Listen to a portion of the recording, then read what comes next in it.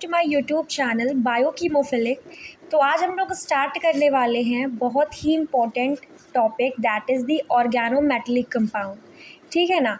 What is organometallic compound? Organometallic compound क्या होते हैं? तो जैसा नाम से ही लग रहा है ऑर्गेनो, इट मीन्स इसको हम दो टर्म से पहले जो शब्द है वर्ड है इसको डिकोड कर लेते हैं। ठीक है, टू वर्ड्स में। किस किस वर्ड्स में हम इसको डिकोड करते हैं? हम इसको दो वर्ड्स में डिकोड करते हैं, दैट इज़ ऑर्गेनिक। क्या है ये? Organic plus metal. तो कहने का मतलब ये है कि हमारे ऑर्गेनोमेटेलिक कंपाउंड ऐसे कंपाउंड्स होते हैं जो कि किससे बने हुए होते हैं? ऑर्गेनिक कोई कंपाउंड है, ठीक है ना, ऑर्गेनिक कंपाउंड और हमारे किसी भी मेटेलिक कॉम्बिनेशन से। तो अगर हमसे कोई डेफिनेशन पूछता है ऑर्गेनोमेटेलिक कंपाउंड की, तो हम क्या बता सकते हैं कि ऑर्गेनोमेटेलिक कंपाउंड हमारे एक ऐसे केमिकल कंपाउंड होते हैं जिनमें जो बॉन्डिंग होती है, जो बॉन्ड बनता है वो हमारे किसी भी ऑर्गेनिक कंपाउंड या मेटल के बीच में बनता है। जैसे अगर मैं आपको एग्जांपल दूं तो हमारे पास में यहाँ पर क्या है, RMG। ठीक है ना। तो आप यहाँ पे साफ साफ देख रहे हो कि जो यहाँ पर जो बॉन्डिंग है वो हमारे Mg और R के बीच में है। तो यहाँ पर Mg क्या है, मैग्नीशियम है। R जो है हमारे पास कोई भी एल्किल ग्रुप है। एल्किल ग्रुप होने का मतलब क्या है कि हमारे पास हम यहाँ पे मान लेते हैं CH3 है। तो यहाँ पर CH3 जो C है इट इज़ अ कार्बन, और कार्बन जो है वो हमारे ऑर्गेनिक कंपाउंड्स का में पाया जाता है। ठीक है ना। तो आई थिंक आपको समझ में आया कि ऑर्गेनिक कंपाउंड क्या होते हैं बच्चों। ऑर्गेनिक कंपाउंड मतलब ऑर्गेनोमेटेलिक कंपाउंड क्या होते हैं? ऑर्गेनोमेटेलिक कंपाउंड एक ऐसे केमिकल कंपाउंड होते हैं जिनमें जो बॉन्डिंग होती है वो हमारे ऑर्गेनिक कंपाउंड और उसके मेटल के बीच में पाई जाती है। अब जहाँ पर मैंने आपको शो किया हुआ था कि हमारा क्या है वहाँ पे, दैट इज़ दी, यहाँ पर हम मैंने आपको बताया था कि यहाँ पर हमारा क्या है, R है तो R2Mg है। तो यहाँ पर हमारा कोई भी एल्किल ग्रुप भी हो सकता है और कोई भी एरिल ग्रुप भी हो सकता है। या जब कोई भी इसके जो सेकेंड डेफिनेशन हम समझ सकते हैं किसकी, इसकी सेकेंड डेफिनेशन समझ सकते हैं कि हमारे ऑर्गेनोमेटेलिक कंपाउंड एक ऐसे केमिकल कंपाउंड होते हैं जो कि हमारा जब किसी भी कंपाउंड से क्या होता है, कोई भी एल्किल ग्रुप, ठीक है, एल्किल ग्रुप या एरिल ग्रुप, जब हमारा कोई भी एल्किल ग्रुप का मतलब क्या होता है, हमारे पास में कोई भी R है तो R में हमारा CH3 आ गया, C2H5 आ गया। तो इस तरीके से जो ग्रुप होंगे वो अटैच होंगे किसी भी मेटल से, तो उसको हम लोग बोलेंगे ऑर्गेनोमेटेलिक कंपाउंड। या कभी कभी हमारे पास में कोई बेंजिल है, मतलब हमारे पास में बेंजीन वाले जो कंपाउंड्स होते हैं उनका जो भी कोई भी से फेनिल ग्रुप हो गया, ठीक है ना, इस तरीके से जो हमारे मतलब उससे अटैच्ड होंगे किसी भी मेटल से, तो वहाँ पे हम उसको भी ऑर्गेनोमेटेलिक कंपाउंड बोल सकते हैं। तो आई थिंक आपका ये जो कन्फ्यूज़न था वो क्लियर हो गया होगा कि what is organometallic compound. Organometallic compound हमारे ऐसे कंपाउंड्स होते हैं जो कि हमारा ऑर्गेनिक कंपाउंड और मेटल के बीच में जो बॉन्ड बनाते हैं। और एग्जाम्पल के तौर पर आप देख सकते हो हमारे पास क्या है एग्जाम्पल, CH3MgBr।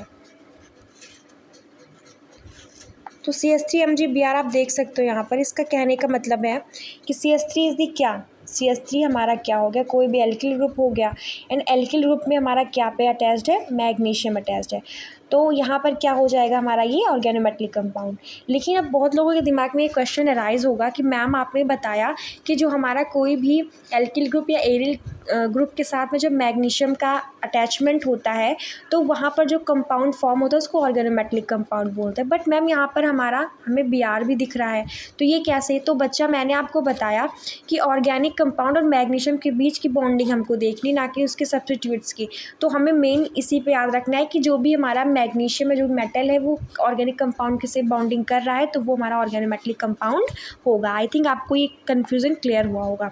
अब जो हमारे सिलेबस में या जो भी हमें बहुत ज़्यादा इम्पोर्टेंट कंपाउंड पढ़ने को मिलता है ऑर्गेनोमेटेलिक कंपाउंड के अंतर्गत, वो हमारा क्या है, organo magnesium compound. Organo magnesium compound कहने का मतलब क्या है, ये हमारा इसको एक इसका जो बहुत फेमस नाम है that is the Grignard reagent. Grignard reagents को हमारे ऑर्गेनिक केमिस्ट्री के अंतर्गत बहुत ज़्यादा मतलब केमिकल सिंथेसाइजेशन में इस्तेमाल किया जाता है एंड इसको हम लोग RMGX के नाम से भी जानते हैं। किसके नाम पे जानते हैं? RMGX, जहाँ पर R हमारा क्या हो जाता है बच्चों? R is the alkyl group, कोई भी एथिल, मेथिल, प्रोपिल, ब्यूटिल कुछ भी, एंड मैग्नीशियम इज़ दी हमारा क्या होता है? मेटल हो जाता है, और X जो है हमारा कोई भी हैलोजन हो जाता है। तो ये हमारा क्या है? एक organo magnesium compound which is also called the Grignard reagent. आइए हम कुछ बात कर लेते हैं कि ग्रिग्नार्ड रिएजेंट है, इसकी डिस्कवरी किसने करी थी, इसके बारे में हमने कैसे जाना था, ठीक है ना बच्चों। तो पहली चीज़ की जो ग्रिग्नार्ड रिएजेंट है इसकी डिस्कवरी हमारे विक्टर ग्रिग्नार्ड ने करी थी। विक्टर ग्रिग्नार्ड एक हमारे साइंटिस्ट है जिन्होंने इसकी खोज करी थी। मैंने आपको बता दिया कि जहाँ पर हमारा ये जो RMGX है, ठीक है ना बच्चा, RMGX में जो R है हमारा क्या हो जाता है? कोई भी एल्किल या एरियल ग्रुप, उससे हमारा क्या है? मैग्नीशियम मेटल अटैच्ड है और उस बगल में कोई भी हैलोजन है, तो वो कंपाउंड क्या हो जाएगा हमारा पास? ऑर्गेनो मैग्नीशियम कंपाउंड हो जाएगा।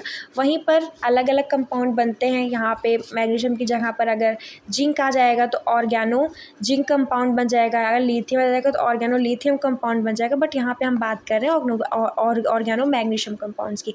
तो आई थिंक आपको ये इतना समझ में आया है, ठीक है ना बच्चा। अब हम बात करते हैं कि प्रिपरेशन मेथड्स के बारे में। हम ऑर्गेनो मैग्नीशियम कंपाउंड्स को बनाएंगे कैसे? How we will prepare Grignard reagents, ठीक है ना। तो ग्रिग्नार्ड रिएजेंट्स के बनाने के लिए हमारे पास कुछ मेथड्स हैं कि हम लोग ग्रिग्नार्ड रिएजेंट्स को कैसे बना सकते हैं। जब हमारा कोई भी एल्किल हैलाइड कहने का मतलब क्या है कि हमारे पास में ऐसे कंपाउंड जब हमारे क्या कोई भी एलिफेटिक हाइड्रोकार्बन में हमारा कोई भी हैलोजन अटैच्ड होता है तो वो जो कंपाउंड बनता है उसको एल्किल हैलाइड बोलते हैं। तो जब एल्किल हैलाइड जैसे हमने यहाँ पे ले लिया है RX, तो R क्या है? एक एल्किल ग्रुप है, X क्या है? हमारा कोई हैलोजन है। तो हम यहाँ पे एग्जांपल लेते हैं किसका? C2H5, ठीक है। ये क्या है हमारे पास में? एथिल ग्रुप है, यहाँ से ब्रोमीन अटैच है। तो ये हमारा है, तो ये एल्किल हैलाइड ही ना, लेकिन यहाँ पे कौन सा एल्किल हैलाइड है? ये हमारा एथिल एल्किल हैलाइड है। तो यहाँ पर एथिल है, फिर यहाँ पे Br, तो इसको बोलेंगे क्या? Ethyl bromide. जब हमने एथिल ब्रोमाइड की रिएक्शन मैग्नीशियम से करवा दी तो हमें एक कंपाउंड क्या मिल गया यहाँ पे? C2H5MgBr which is ethyl magnesium bromide. तो इस तरीके से हमने यहाँ पे कंपाउंड फॉर्म कर लिया which is the organo magnesium compound. Organo magnesium compound का मतलब ये होता है बच्चा कि जब हमारा कोई भी ऑर्गेनिक कंपाउंड की जो बॉन्डिंग होती है, आपको पता है कि जब मेटल से होगी तो ऑब्वियस सी बात है मेटल तो मैग्नीशियम है, बट यहाँ पर कौन सा मेटल है? मैग्नीशियम। तो इस वजह से हमने इसको बोल दिया ऑर्गेनो मैग्नीशियम कंपाउंड, ठीक है ना। अब बात करते हैं कि आप यहाँ पर एक बहुत कॉमन चीज़ देख रहे होगा कि हमने इस रिएक्शन में क्या इस्तेमाल करा है? ड्राई ईथर इस्तेमाल करा है। तो वाई हम लोग क्यों इस्तेमाल करते हैं? Why we use dry ether for the preparation of Grignard reagents. यहाँ पर हम कुछ और भी तो इस्तेमाल कर सकते थे, बट ड्राई ईथर ही क्यों? तो पहली चीज़ हम बात करते हैं रोल ऑफ ड्राई ईथर। जो हमारा ड्राई ईथर होता है बच्चा, वो क्या होता है ना, उसको एज अ सॉल्वेंट की तरह इस्तेमाल किया जाता है। सॉल्वेंट का मतलब क्या होता है कि वो हमारा जो उसमें हमारे मैग्नीशियम होते हैं उनका जो एसिडिक नेचर होता है उसको बेस में कन्वर्ट करने में मतलब कि थोड़ा इंपॉर्टेंट रोल प्ले करता है। और क्या होता है कि जो हमारा ड्राई ईथर इससे इस्तेमाल किया जाता है ताकि जो भी हमारी जो रिएक्शन है यहीं तक रुक जाए, क्योंकि नहीं तो आगे जो हमारा ये जो हमारे एल्केन्स होते हैं ये हमारे आगे रिएक्शन करके बहुत सारे एलिफेटिक मतलब चेन्स बना लेते हैं, ठीक है ना।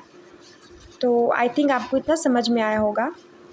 एंड यही होता है हमारे पास क्या होता है ईथर की प्रिपरेशन, मतलब ईथर का रोल जो होता है हमारे किसमें ग्रिग्नार्ड रिएजेंट्स के रिएक्शन में क्या होता है। तो ये हमारा पहली चीज़ तो क्या होता है, ये हमारा एक मीडियम प्रोवाइड करता है रिएक्शन को, और ये हमारा सॉल्वोलिसिस के तौर पर भी हम इसको इस्तेमाल कर सकते हैं। और मैंने आपको बताया कि हमारे जो एक बेस जो हमारा मैग्नीशियम एसिडिक नेचर का उसको बेस नेचर प्रोवाइड करने में मदद करता है।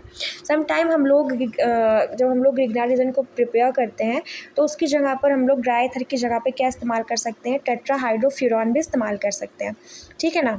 तो आई थिंक आपको ये वीडियो पसंद आई होगी एंड आपने बहुत कुछ सीखा होगा। एंड अगर आपने कुछ सीखा तो अपने फ्रेंड्स के साथ भी शेयर करिए। एंड मैं आपका जो इसका जो नेक्स्ट पार्ट है कि ग्रिग्नार्ड रिएजेंट्स जो है उसका स्ट्रक्चर क्या होता है, उसकी प्रॉपर्टीज़ क्या होती हैं, मैं आपको नेक्स्ट वीडियो में आपको प्रोवाइड करूँगी। Thank you for watching.